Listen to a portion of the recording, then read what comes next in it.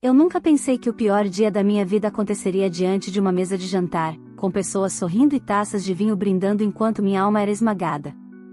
Naquela noite, eu descobri que não existe humilhação maior do que ser tratada como lixo pela própria família, e o que mais doeu não foi o que fizeram comigo, foi quem permitiu.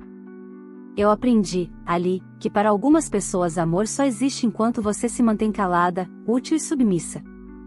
Mas eles cometeram um erro, acharam que eu continuaria obedecendo, como sempre fiz. Eles não imaginavam que aquela noite, ao invés de me destruir, seria o estopim da maior virada da minha vida. Se você acha que famílias perfeitas existem, espere até ouvir o que aconteceu depois que eu me levantei daquela mesa. Nada foi mais forte do que o preço que eles pagaram. Olá, seja bem-vindo ao canal Histórias Surpreendentes. Curta e se inscreva nesse canal, aproveite e ative as notificações. Comente aqui de qual cidade você está assistindo, vou adorar saber e deixar um coração no seu comentário. Quando penso no pior dia da minha vida, a cena não começa com gritos, tapas ou empurrões. Ela começa com talheres de prata tilintando contra a porcelana importada, risadas abafadas, taças de vinho chileno e um sorriso arrogante atravessando a mesa de jantar. É estranho como momentos de destruição podem nascer de ambientes tão cuidadosamente arrumados. Naquela noite, meus pais receberam uma família perfeita, os pais do noivo da minha irmã Isabela. Era para ser um jantar de boas-vindas, uma celebração do noivado, um encontro entre famílias. Mas ali, naquela mesa, cercada de gente que jurava amar uns aos outros, eu aprendi o peso real da palavra desprezo. Desde criança, eu sabia que havia algo de errado na dinâmica da nossa família. Meus pais sempre carregaram Isabela nos braços, a filha linda, delicada, talentosa, sempre impecável. A princesa da casa. Já eu era útil. A filha prática. A que ajudava, a que resolvia, a que cedia. Sempre à sombra de Isabela, sempre diminuída para que ela brilhasse. Aprendi cedo que amor na minha casa não era para todos, era para quem correspondia à expectativa que eles construíram. Eu não correspondia. Ainda assim, eu nunca imaginei que a rejeição assumiria uma forma tão cruel. O jantar marcou a reta final dos preparativos do casamento. Meus pais queriam impressionar a família rica do noivo, Marcelo. O pai dele, Ernesto, era dono de uma rede de empresas de equipamentos pesados no interior de São Paulo. Um homem grosseiro, mas influente. Enquanto todos conversavam sobre viagens internacionais, investimentos e destinos europeus para a lua de mel, eu mal abri a boca. Era como se eu tivesse sido convidada apenas para preencher espaço na mesa. Até que não fui apenas ignorada, fui humilhada. O prato que meu pai pediu para que eu servisse estava cheio de risoto de camarão. Antes que eu pudesse dar o primeiro garfo, Ernesto se inclinou, riu e cuspiu em cima da comida, fazendo questão de que todos vissem. A saliva escorreu na porcelana como veneno. Isso é para você aprender seu lugar, ele disse, com a segurança de quem sabe que ninguém o confrontará. A mesa inteira caiu na risada, e inclusive Isabela. Minha mãe levou a mão à boca, não para conter indignação, mas para esconder o riso. Fiquei paralisada. O mundo pareceu diminuir, como se eu fosse vista por todos, mas pertencente a ninguém. E então meu pai, o mesmo homem que jurou me proteger um dia, bateu o punho na mesa e ordenou: come. Agora. Você vai comer, porque aqui você vai respeitar os sogros da sua irmã. Naquele instante, algo dentro de mim se rompeu. Não chorei, não gritei, não implorei. Apenas empurrei o prato para longe. A recusa transformou o ambiente em gelo. Meu pai me chamou de ingrata, vergonhosa, desequilibrada. Minha irmã pediu que eu não estragasse a noite dela. Minha mãe sussurrou que eu sempre fui a decepção da família. Eu me levantei, em silêncio, e deixei a mesa. Nenhum deles tentou impedir. Naquele momento, eu percebi que ali não existia família, existia hierarquia, aparência e conveniência. E eu nunca fiz parte de nada disso. Quando saí pela porta, o vento frio da noite me envolveu como um aviso. Ali, de pé na calçada, em frente ao portão da casa onde cresci, eu fiz uma promessa, não para eles, mas para mim: ninguém nunca mais pisaria em mim sem pagar o preço. Naquele jantar, eles acharam que tinham vencido. Acharam que eu voltaria envergonhada, quieta, obediente, como sempre fui. Mas o que eles não sabiam é que esse foi o último dia em que permitiria ser invisível, ignorada ou humilhada. Eu não voltei para casa naquela noite. E quando decidi desaparecer da vida deles, não foi para fugir, foi para planejar. O que meus pais, minha irmã, o noivo e os sogros não imaginavam é que, enquanto eles riam da minha dor, eu estava prestes a construir algo muito maior que qualquer sobrenome, herança ou tradição familiar. Alguns meses depois, quando a vingança começou, não precisou de violência. Bastou a verdade e o momento certo. Porque o poder nunca esteve nas mãos deles. Eles só mantiveram controle enquanto eu permiti. E eu nunca mais permiti. Na manhã seguinte ao jantar, acordei na kitnet onde estava ficando há poucas semanas. Eu tinha saído da casa dos meus pais depois de mais uma discussão em que minha mãe disse que eu atrapalhava o clima com minhas opiniões e minha presença sempre carregada. Na época, eu achei que me afastar seria uma forma de paz.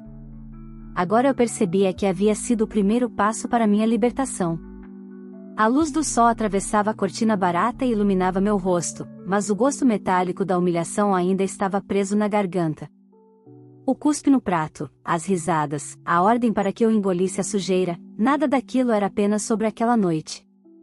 Era sobre anos, talvez uma vida inteira, de desprezo acumulado. Enquanto fazia café solúvel numa caneca rachada, uma frase começou a se repetir na minha mente, como uma voz nova, mais firme que eu nunca tinha ouvido antes. Nunca mais. Nunca mais eu aceitaria migalhas. Nunca mais eu ignoraria os sinais. Nunca mais eu deixaria que alguém decidisse meu valor. Mas eu também sabia que vingança movida pela raiva impulsiva não traz poder, traz destruição momentânea. Eu queria justiça com estratégia, precisão e consequências definitivas. E para isso, eu precisava de algo que eles nunca acreditaram que eu possuía: inteligência silenciosa. Almocei sozinha num restaurante simples ao lado do prédio onde eu morava. Enquanto mexia no celular, uma notificação do Instagram apareceu. Isabela publicou uma foto. Contra todo o meu instinto, cliquei. Lá estava ela, sorrindo ao lado de Marcelo no restaurante mais caro da cidade. Na legenda, escreveu: "Porque quando somos especiais, o mundo nos trata como merecemos." Os comentários eram uma coleção de bajulações de gente que adorava glamour barato. Entre eles, meu pai havia comentado: "Orgulho da minha princesa." Ele nunca escreveu nada parecido para mim em toda a vida. Eu fechei o aplicativo antes de permitir que isso me afetasse. Eles estavam ocupados vivendo o brilho que construíram às custas da minha anulação. Mal sabiam que estavam sentados sobre segredos que guardavam com arrogância, e que segredos, quando expostos, têm o poder de desmoronar castelos. Naquela tarde, fui trabalhar. Eu era assistente administrativa num escritório contábil de médio porte. Um emprego silencioso, invisível, exatamente o tipo de coisa que meus pais usariam para me diminuir. Serviço de segunda classe, foi como meu pai descreveu quando soube onde eu trabalhava. Mal sabia ele que foi justamente ali que encontrei armas valiosas. A empresa atendia dezenas de clientes de alto padrão, de empresários, políticos, fornecedores públicos, construtoras, e, entre os nomes, estava Grupo Almeida e Farias, de propriedade do pai do noivo da minha irmã, Ernesto Farias. Quando vi o nome pela primeira vez, semanas antes do jantar, senti apenas indiferença. Mas agora havia um significado completamente diferente. Eu nunca roubei informações. Nunca vasculhei arquivos proibidos. Não precisei. Bastou prestar atenção. Bastou estar no lugar certo, na hora certa, ouvindo funcionários comentarem sobre possíveis irregularidades, contratos superfaturados, doações políticas suspeitas e notas frias que serviam para equilibrar as contas. Bastou observar, registrar datas, nomes, e-mails e valores que passavam diante de mim diariamente. Bastou usar a arma que sempre foi ignorada pela minha família, minha capacidade de enxergar o que ninguém via. No final do expediente, voltei para casa carregando uma certeza silenciosa: eu tinha meios de derrubar os Farias. E quando eles caíssem, Isabela cairia junto, porque ela havia apostado toda a imagem perfeita no casamento com Marcelo e na entrada naquela família rica. Meus pais cairiam também, porque construíram seus sonhos e status na união da filha preferida com um sobrenome poderoso. E nada disso iria sobreviver quando a sujeira viesse à tona. Mas eu não estava pronta para agir ainda. Estratégia exige timing e frieza. Eu precisava continuar observando, reunindo, calculando. A vingança não seria um ataque, seria uma queda lenta, inevitável e irrecuperável.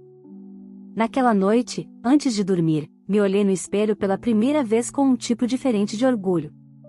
Eu não era a filha perfeita. Não era bonita. Não era a favorita. Mas era a mais perigosa, porque fui moldada no silêncio. Porque aprendi a sobreviver sem aplausos. Porque nada que me tirassem poderia destruir o que eu estava prestes a construir dentro de mim. Eles acharam que tinham me reduzido. Mas eles só estavam me preparando. O tempo passou silencioso, como se o universo segurasse a respiração comigo. Continuei trabalhando no escritório, acordando cedo, vivendo uma rotina simples, sem ostentação. Para meus pais e minha irmã, eu tinha desaparecido, e eles não fizeram o menor esforço para me procurar. Curiosamente, isso foi libertador. Não ter que carregar o peso de tentar agradá-los pela primeira vez trazia uma sensação estranha de paz. Mas minha ausência não duraria para sempre, eu estava apenas preparando o terreno. Certo dia, o dono do escritório convocou uma reunião emergencial. O clima estava tenso. Ele anunciou que haveria uma auditoria externa, rigorosa, minuciosa, patrocinada por órgãos maiores. No mesmo instante, minha memória conectou pontos. O grupo Almeida e Farias, do sogro da minha irmã, vinha chamando a atenção. O motivo? Transações nebulosas que já haviam acendido alertas fiscais. E, como nosso escritório cuidava de parte do setor contábil do grupo, todos os olhos se voltaram para nós. A sala virou um campo de nervos. Colegas se entreolhavam, preocupados com a possibilidade de serem responsabilizados. Enquanto isso, eu mantive a postura neutra, cumprindo minhas funções com exatidão. Por dentro, porém, havia um pensamento cristalino: o castelo estava começando a rachar, e eu não tinha sequer encostado nele ainda. No fim da tarde, enquanto atualizava planilhas, recebi uma mensagem inesperada. Era da minha irmã, Isabela. Oi. Precisamos conversar. Acho que você está sendo infantil. Apareça no jantar de boas-vindas do papai amanhã. Nenhuma pergunta sobre como eu estava. Nenhuma desculpa. Apenas uma convocação arrogante, como se a minha presença fosse uma ferramenta para manter a imagem da família intacta. Não respondi. Mas a mensagem reacendeu algo dentro de mim. Eles estavam pressionados por alguma coisa, provavelmente rumores do grupo Almeida e Farias enfrentando complicações. E como sempre, queriam usar minha obediência e silêncio para manter tudo funcionando. Eu não iria.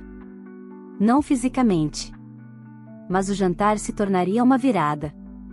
Naquela noite, fiz algo que mudaria o rumo de tudo. Não pesquisei crimes, não li dossiês, não invadi arquivos. Apenas escrevi uma mensagem, curta e protocolar, para a ouvidoria federal responsável por fiscalizar contratos e licitações.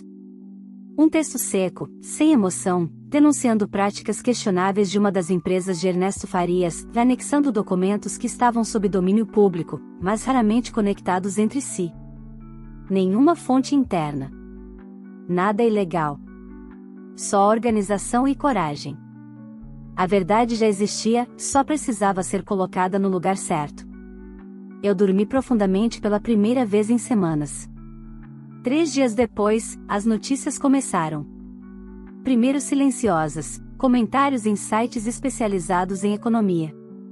Depois manchetes tímidas nos jornais regionais. Até que o inevitável aconteceu. Telejornais nacionais deram destaque ao escândalo do Grupo Almeida e Farias, investigado por fraude, superfaturamento e desvio de verbas públicas. Ver a reportagem foi como assistir dominós caindo em câmera lenta. No mesmo dia, meu pai me ligou. Não atendi. Ele ligou de novo, depois minha mãe, depois minha irmã.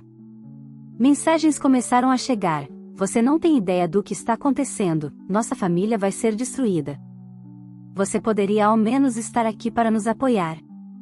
Só pensa em você? Egoísta. Você não atende porque sabe que precisa pedir desculpas. Eu observei cada notificação com neutralidade. Eles não estavam desesperados porque sentiam minha falta, estavam desesperados porque estavam perdendo o controle. Minha ausência era uma ameaça para a imagem que construíram. Agora eles precisavam de mim para posar de família unida, perfeita, resiliente. E eu não estava lá. Dias depois, enquanto tomava café em casa, uma mensagem inesperada chegou: Marcelo foi demitido. O pai dele está com bens bloqueados. A mídia está enlouquecendo. Atenda o telefone, pelo amor de Deus. Eu sabia que era só o começo. O que ninguém imaginava era que os problemas financeiros afetariam diretamente o casamento da minha irmã. Aquela união não tinha amor, era transação. Status por status. E quando o dinheiro desaparece, o brilho apaga junto. Marcelo começou a tratá-la com frieza, Isabela surtava a cada dia que passava. Minha mãe entrou em crise porque o buffet do casamento estava em risco. Meu pai berrava ao telefone com advogados tentando salvar negócios com fornecedores ligados aos Farias. Eles nunca perceberam que o mundo que construíram tinha uma estrutura podre. Achavam que eu os estava prejudicando, mas eu só havia tirado o tapete que escondia a sujeira deles. Na semana seguinte, recebi uma ligação do escritório pedindo que eu comparecesse a uma reunião formal com os auditores externos. Assim que cheguei, fui conduzida a uma sala silenciosa. 2 pessoas, um homem e uma mulher, me olharam com interesse profissional. Fizeram perguntas diretas. Nenhuma sobre espionagem ou invasão. Apenas sobre organização de planilhas, datas, nomes de responsáveis, acessos, rotinas. Respondi com transparência absoluta. Eu não menti para proteger ninguém. Também não aumentei nada para prejudicar ninguém. Disse exatamente o que sabia. Eles anotaram. Agradeceram. Disseram que eu seria contactada novamente. Quando saí do prédio, o céu estava cinza. E, pela primeira vez, senti que o destino respirava junto comigo, não contra mim. O jogo tinha virado. Não de repente, não com explosões dramáticas, mas com precisão estratégica. Eu não tinha pressa. A queda da minha família ainda estava no início. Quando voltei do trabalho numa sexta-feira, encontrei minha irmã sentada na porta da minha kitnet. Chovia, e ela estava encharcada, com a maquiagem borrada. Por um instante, quase senti pena. Quase. Assim que me viu, correu até mim com um misto de desespero e indignação. Você precisa voltar para casa, exigiu, sem sequer um oi. Papai tá passando mal, mamãe não dorme, Marcelo tá um monstro comigo, e todo mundo acha que você está se escondendo porque está com vergonha do nosso casamento estar em risco. Nosso casamento. Ela sempre se referia ao próprio casamento como se fosse um evento nacional, não uma relação entre 2 pessoas. Eu destranquei o portão, entrei e deixei claro que a conversa terminaria ali, mas ela segurou minha mão com força. Para de se comportar como se fosse a vítima, cuspiu. Ninguém te fez nada. Sorri de canto. Era quase cômico. Nada? Perguntei calmamente. Você quer mesmo que eu liste? Ela desviou o olhar. Sabia exatamente o que tinha feito. E mesmo assim, esperava que eu deixasse no passado, como sempre fiz. Olha, eu sei que aquela noite foi exagerada, ela disse tentando manter a pose. Mas você provocou o papai e o Ernesto ao ficar com aquela cara de mártir. Você deixa todo mundo desconfortável, sabia? Foi a primeira vez que eu percebi algo com clareza absoluta. Isabela não era uma vítima da criação. Ela era resultado dela. Não reproduzia apenas o desprezo dos nossos pais, ela cultivava, se alimentava dele. Sai da minha porta, Isabela, pedi, desta vez sem qualquer hesitação. Ela ficou imóvel. Você está destruindo nossa família, ela sussurrou.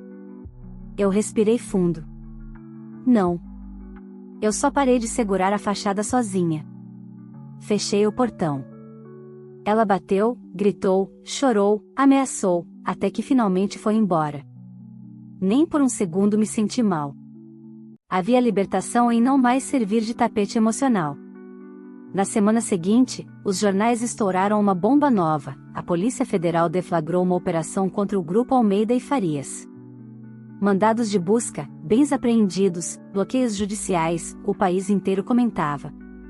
Marcelo pediu afastamento do trabalho para cuidar da saúde, mas todos sabiam que havia sido pressionado a sair. Clientes começaram a cancelar contratos com a empresa. O prestígio desmoronava num ritmo assustador. E, como era esperado, o caos financeiro refluiu diretamente para os meus pais. Eles tinham apostado todas as fichas na união com uma família influente. Agora, estavam associados a um escândalo nacional. O nome da minha irmã virou chacota nas redes sociais. A lista de convidados começou a desaparecer, fornecedores exigiam pagamento antecipado, a igreja precisou adiar por motivos de reforma, o buffet alegou conflito de agenda. Nada disso tinha sido planejado por mim, apenas resultado natural de uma engrenagem que sempre esteve podre. O último elo a quebrar foi Marcelo. Recebi mensagens dele tarde da noite, todas ignoradas. Você pode ajudar a convencer sua irmã a ter mais paciência? Isabela está emocionalmente instável. Precisamos mostrar união à imprensa. Se você vier pra cá, tudo melhora. Eles precisavam de mim não por amor, mas porque meu silêncio os expunha. Sem mim na foto, não havia narrativa de família perfeita, havia desmoronamento. Alguns dias depois, outra mensagem chegou. Desta vez do número da minha mãe, pelo menos pelo seu pai. Ele merece sua consideração. Meu pai. O mesmo que bateu o punho na mesa e exigiu que eu comesse comida cuspida. O mesmo que nunca me chamou de filha com orgulho. Não respondi. No trabalho, eu seguia focada. Auditoria após auditoria, eu fornecia informações objetivas. Assinava documentos, relatórios, depoimentos internos. Nunca menti. Nunca fabriquei nada. Eu apenas não protegi quem sempre esperou que eu me sacrificasse por imagem. O auge da inversão veio numa tarde inesperada. Eu estava saindo do escritório quando ouvi alguém me chamar pelo nome. Ao virar, vi meu pai. Ele estava parado perto do estacionamento, com roupas desalinhadas e expressão desesperada. Você precisa ir lá em casa, me implorou sem rodeios. Sua irmã está descontrolada. O casamento está despedaçando. Os sogros dela estão acusando a gente de arruinar tudo. Ela precisa de você. A família precisa de você. Aquela era a primeira vez que ele dizia a família, me incluindo. Não porque ele me via como parte, mas porque ele precisava de mim. E onde vocês estavam quando eu precisei? Perguntei. Ele permaneceu mudo. Pai, eu não estou destruindo a família, continuei. Eu apenas parei de fingir que ela existia. Ele tentou tocar meu braço. Eu recuei. Não posso acreditar que você vai virar as costas pra gente, murmurou. Vocês viraram primeiro, respondi. A dor nos olhos dele era real, mas era dor de perda de controle, não de arrependimento. Naquela noite, cozinhei um jantar simples e extremamente saboroso só para mim. Foi quase simbólico, comer em paz, em silêncio, sem medo de humilhações, era libertação. Eu sabia que o pior, e o melhor, ainda estava por vir. A exposição financeira já tinha atingido os sogros da minha irmã. O status já tinha atingido Isabela e Marcelo. A reputação já tinha atingido meus pais. Mas havia uma peça do dominó que ainda não tinha caído, e quando caísse, não haveria retorno. Eu estava pronta para o capítulo final da ruína deles. E, ao mesmo tempo, para o início da minha própria vida. Os dias seguintes foram marcados por silêncio. Não o silêncio confortável da minha kitnet, mas o silêncio desesperado de quem vê a própria vida ruir e não encontra mais ninguém para segurar. Nenhuma ligação, nenhum convite, nenhum pedido emocional. Eles finalmente entenderam que eu não retornaria. Mas eu sabia, quando pessoas orgulhosas se calam, não é resignação, é preparação. Eu só não sabia se estavam se preparando para me atacar ou para tentar salvar a si mesmos de um naufrágio inevitável. Eu descobri a resposta quando cheguei ao trabalho numa terça-feira. O dono do escritório me chamou, com uma expressão tão séria que não deixava espaço para suposições. Fui conduzida à sala de reuniões, mas, ao entrar, percebi imediatamente que não era uma conversa comum. Na mesa, estavam os auditores, meu chefe e um advogado da empresa. O ar estava pesado, quase sufocante. Recebemos uma denúncia formal anônima, iniciou o advogado, deslizando alguns papéis pela mesa. Afirmam que você acessou arquivos confidenciais para repassar informações sigilosas referentes ao Grupo Almeida e Farias. Meu coração não acelerou. Não senti pânico. Eu já esperava um contra-ataque, apenas não sabia de onde viria. Você tem algo a declarar? Ele perguntou. Olhei cada rosto ali. Senti algo dentro de mim despertar, uma maturidade que nunca imaginei ter. Sim, respondi. Quero saber quem fez a denúncia. Ele franziu a testa, visivelmente desconcertado pela minha calma. Não temos essa informação. Sorri de canto. Se a denúncia foi feita no fim de semana, veio da minha família. Eles estão tentando me destruir para impedir que a verdade venha à tona. Silêncio. E sobre os arquivos confidenciais, continuei, que eu nunca acessei nada protegido. Todos os documentos que mencionei estão em bancos públicos, portais governamentais e relatórios oficiais. Nenhuma informação interna saiu deste escritório pelas minhas mãos. Vocês podem verificar meus logs de acesso. 2 horas de auditoria digital depois, ficou comprovado, eu não havia feito absolutamente nada errado. A denúncia não só caiu por terra como reforçou minha credibilidade. O chefe pediu desculpas, visivelmente constrangido. Os auditores me agradeceram. O advogado recuou, tenso.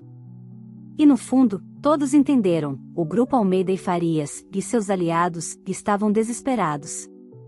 Quando saí do escritório e entrei no elevador sozinha, só então senti minhas mãos tremerem. Não de medo. De constatação.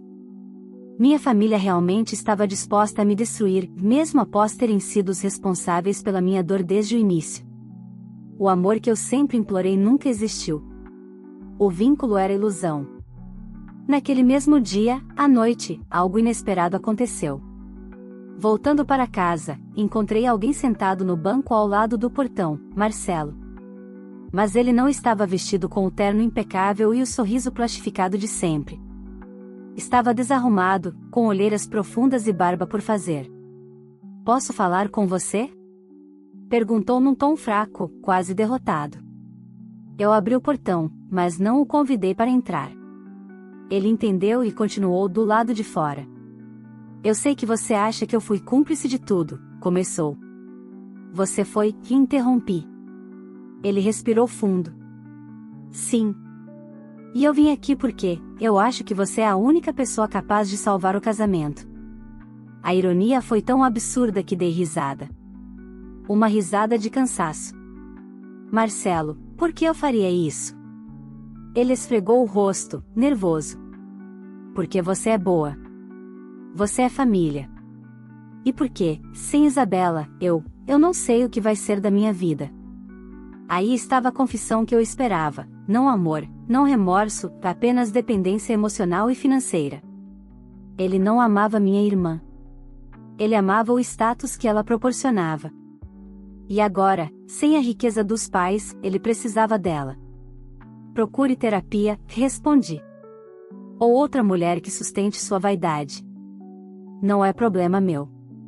Ele se levantou com lágrimas acumulando nos olhos, mas ainda assim tentou o último golpe. Você está feliz com tudo isso? Realmente feliz em ver sua própria família sofrer? Respirei fundo.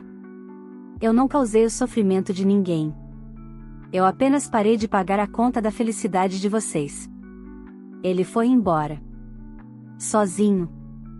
Naquela noite, antes de dormir, recebi outra notificação, uma manchete nova sobre a operação da Polícia Federal. Além do Grupo Almeida e Farias, agora havia indícios de ligação de empresas da família de Marcelo com contratos fraudulentos. Outra peça do dominó caindo. Mais tarde, quando me deitei, pensei que o ciclo estava se fechando. Mas o destino ainda guardava mais uma reviravolta. Porque quando pessoas como meus pais percebem que não podem mais controlar, elas apelam para a última e mais suja alternativa, a chantagem emocional. Eu só não fazia ideia de até onde eles estavam dispostos a ir. A tempestade final começou em uma manhã de domingo. Eu estava lavando a louça do café quando o interfone tocou. Antes mesmo de atender, senti que não era coincidência, que meu corpo reconheceu o pressentimento antes da razão alcançar. Do outro lado da grade estavam meus pais. Vestidos com roupas simples, abatidos, mas com aquele brilho de arrogância teimando em sobreviver nos olhos. Minha mãe segurava uma pasta. Meu pai segurava o orgulho ferido. Abri o portão, mas não os convidei a entrar. Precisamos conversar, meu pai disse, com aquela voz autoritária treinada por uma vida inteira de controle. Sobre o quê? Perguntei. Ele respirou fundo, como se quisesse escolher palavras gentis, mas acabou se contradizendo. Sobre sua irmã. Ela não está bem. Marcelo terminou o noivado, voltou para a casa dos pais, mas a família dele está arruinada. Isabela está destruída. E você é a única que pode parar isso. Não perguntei em qual momento eu havia assumido a responsabilidade pela sanidade emocional dos outros. Eles sempre esperaram que eu ocupasse esse lugar, o de escudo, amortecedor, bode expiatório. Vocês querem que eu salve a reputação da Isabela, concluí. Minha mãe ergueu a pasta. Apenas assine, disse com frieza. Uma declaração de que tudo foi um mal-entendido, que você inventou essa história da investigação por ciúme e vingança. Se você fizer isso, a imprensa para de destruir sua irmã. E nós podemos ser uma família novamente. Eu não sabia se ria ou gritava. Uma família mediante contrato? Perdão condicionado à renúncia da verdade? Eles não queriam paz. Queriam controle. Queriam apagar a humilhação que finalmente sentiram. Não vou assinar nada, respondi. Meu pai perdeu o controle imediatamente. Você está se vingando porque sempre foi inferior à sua irmã. Gritou. Sempre foi invejosa, ingrata. Tudo o que pedimos era que você fosse discreta, humilde, útil. Mas você nunca soube ficar no seu lugar. Ali estava, enfim, a verdade nua e crua, caída pelos lábios de quem sempre tentou maquiá-la. O meu lugar, murmurei, sempre foi o que vocês me empurraram para dentro.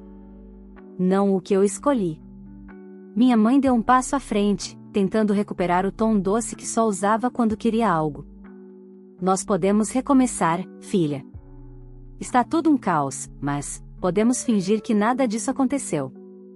Basta você assinar e fazer uma declaração pública de apoio à sua irmã. Eu respirei fundo. É isso que vocês ainda não entenderam. O problema não é o que aconteceu agora. O problema é o que aconteceu a vida inteira. Eu só parei de permitir. Meu pai tentou tocar meu braço, e foi exatamente esse gesto que mudou tudo. Eu recuei no impulso tão rápido que ele entendeu imediatamente. Não havia mais poder sobre mim. Ele não podia me dar ordens. Não podia me humilhar. Não podia me dobrar nunca mais. Vocês vieram aqui achando que eu estava esperando para ser querida, continuei. Mas eu estava esperando para ser livre. A expressão deles mudou de imploração para raiva. Porque gente que só sabe amar dominando não sabe lidar com liberdade. Você vai se arrepender, meu pai disse baixinho, com veneno na voz. Eu já me arrependi, respondi. Por 27 anos da minha vida. Eles foram embora. Sem abraço. Sem família. Sem redenção. E então o destino fez sua parte. Na semana seguinte, Isabela tentou suicídio social, não fisicamente, mas emocionalmente. Postou vídeos chorando, culpando todos ao redor, dizendo que era vítima de inveja feminina, de gente querendo destruir seu casamento por ódio e recalque. O efeito foi o oposto do esperado, virou meme. As redes sociais a trituraram. A imagem de princesa perfeita evaporou. Marcelo, que tentou salvar a própria reputação, deu entrevistas vazias dizendo que nunca foi próximo da família dela, tentando se descolar do escândalo. Os antigos amigos se afastaram. Empresas cancelaram contratos onde o sobrenome dela aparecia como influenciador ou referência social. Meus pais, tentando proteger a filha preferida, venderam bens para pagar advogados, mas quanto mais tentavam apagar incêndios, mais gasolina jogavam nas chamas. Eu assisti tudo sem mover um dedo. Não porque eu gostava da desgraça, mas porque era, finalmente, consequência. No trabalho, fui promovida pela conduta exemplar durante a investigação. Não por pena, não por drama, mas por mérito. Mais tarde, fiz cursos, assumi responsabilidades maiores e me tornei supervisora de equipe. Com o aumento, aluguei um apartamento maior e aconchegante. Pela primeira vez, minha vida era construída com base em mim, não em sobrevivência, não em silêncio, não em busca de aprovação. Meses depois, recebi uma carta dos meus pais, escrita à mão, com caligrafia tremida. Não pedia desculpa. Não reconhecia nada. Apenas lamentava a ruína, acusava o mundo, culpava a inveja alheia, e pedia que eu ajudasse porque eles eram família. Que ironia, quando eu estava desmoronando, eles chamavam de drama. Quando eles desmoronaram, chamaram de perseguição. Queimei a carta. E não chorei. Hoje, vivo em paz. Não perfeita, não sempre fácil, mas minha. Aprendi a cozinhar apenas para quem me respeita. Tenho poucos amigos, mas verdadeiros. Aprendi a rir sem medo de que alguém diga que meu riso é inconveniente. Aprendi que amor não se mendiga. Que silêncio não é obediência, é escolha. E que dignidade não se negocia. Minha família não morreu, mas morreu dentro de mim. E não, eu não me arrependo. Eles me perderam porque escolheram perder. Eu apenas parei de aceitar ser o chão onde todos pisavam. Algumas pessoas dizem, família é família, não importa o que aconteça. A verdade é outra, família é quem não cospe no seu prato esperando que você engula sorrindo. Eu passei uma vida inteira esperando amor. A melhor coisa que fiz por mim mesma foi parar de esperar e começar a viver. Se você acompanhou essa história até o final, já percebeu que a maior virada de todas não foi derrubar quem humilhou, e sim levantar e escolher a própria dignidade. Agora eu quero saber de você, no lugar da filha rejeitada, você teria feito o mesmo? Teria coragem de cortar os laços com quem só te usa e te machuca, mesmo sendo família? Comenta aqui embaixo, eu quero muito ler a sua opinião. E me conta também de qual cidade você está assistindo esse vídeo, porque eu gosto de saber até onde as nossas histórias estão chegando. Vou deixar um coração no seu comentário. Se essa história te tocou, te emocionou ou te fez refletir, não esquece de curtir o vídeo. Se inscrever no canal para acompanhar as próximas histórias. Compartilhar com alguém que precisa ouvir essa mensagem hoje. Essas ações ajudam demais o canal a crescer e a continuar trazendo histórias fortes e transformadoras como essa. Obrigado por acompanhar até o final. Agora é sua vez nos comentários.